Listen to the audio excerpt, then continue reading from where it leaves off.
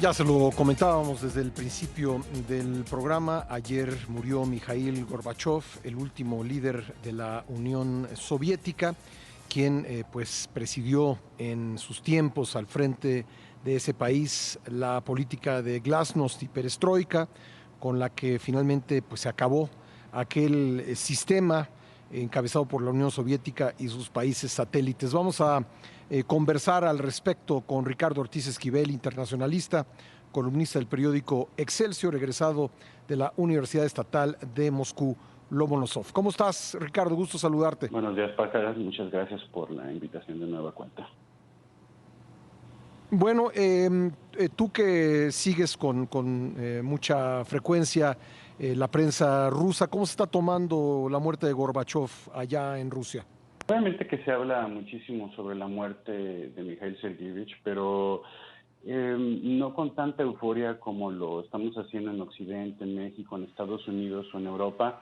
Sí se habla sobre él específicamente en las principales agencias de noticias rusas como lo es TASS, Interfax, RIA Novosti, pero no de una manera tan elocuente, tan fuerte como lo estamos haciendo en Occidente.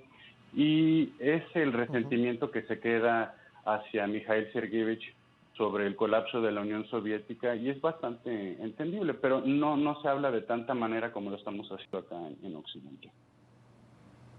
Ya, porque sí tú lo dices, contra Gorbachev hay pues un sentimiento de que él fue el que cavó la tumba de una superpotencia, ¿no? Hay que dejarlo muy claro, Pascal. En Occidente nosotros idolatramos, vemos a un hombre que reforma a la Unión Soviética, pero en mi experiencia por los 5 años que yo estudié en la máxima casa de estudios de Rusia, es un hombre al cual le llueven muchísimas críticas, muchísimas opiniones, específicamente de las personas que ya rebasan los 40 años, pues es la persona que disuelve la Unión Soviética y yo te puedo hablar de debates, en clases, en lecturas sobre este personaje que es prácticamente fundamental en la historia de la Unión Soviética y en el colapso de ella misma. ¿Qué fue de él después de la desintegración de la patria, del país fundado por Lenin? Cuando se desintegra la Unión Soviética, digamos, qué hace Mikhail Gorbachev? ¿Qué papel sigue jugando, si alguno, en Rusia? Entiendo que pues encabezó un pequeño partido político que no tuvo demasiado éxito, pero ¿cómo podría resumir su trayectoria después de que se desintegró el país? Una persona en la Rusia actual nunca jugó un papel importante dentro de la política nacional o tal vez en la parte también internacional. Fue una persona que se dedicó un pequeño periodo de su vida después de ser líder soviético, querer seguir estando en la política nacional, pero se dedicó más que nada a dar conferencias, a estar viajando por el mundo, pues para ir a universidades, a dar lecturas, a dar conferencias sobre lo que significó la Unión Soviética, sobre lo que él veía de la actual Rusia.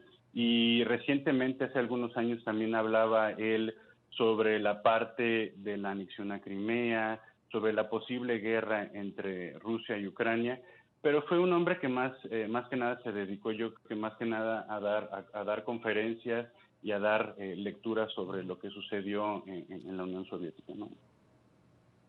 Se dice que tenía una oposición a la invasión de Ucrania, pero tampoco que yo recuerde, pues tuvo declaraciones muy elocuentes al respecto. Él en su momento sí, de alguna u otra manera, no quisiera apoyó, pero sí vio con buenos ojos la anexión de Crimea a Rusia.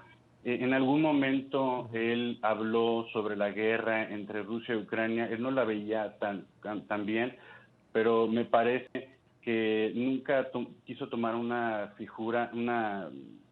postura fija sobre la guerra. Yo lo que recuerdo hace algunos años es que él sí estuvo de acuerdo en la anexión de Crimea a Rusia. Y él ya no podía hablar tanto, pues porque ya no representaba una parte tan importante en el círculo interno de Vladimir Putin o en la política nacional rusa. Entonces corría peligro de también ser censurado o de ser perseguido por el mismo Estado ruso.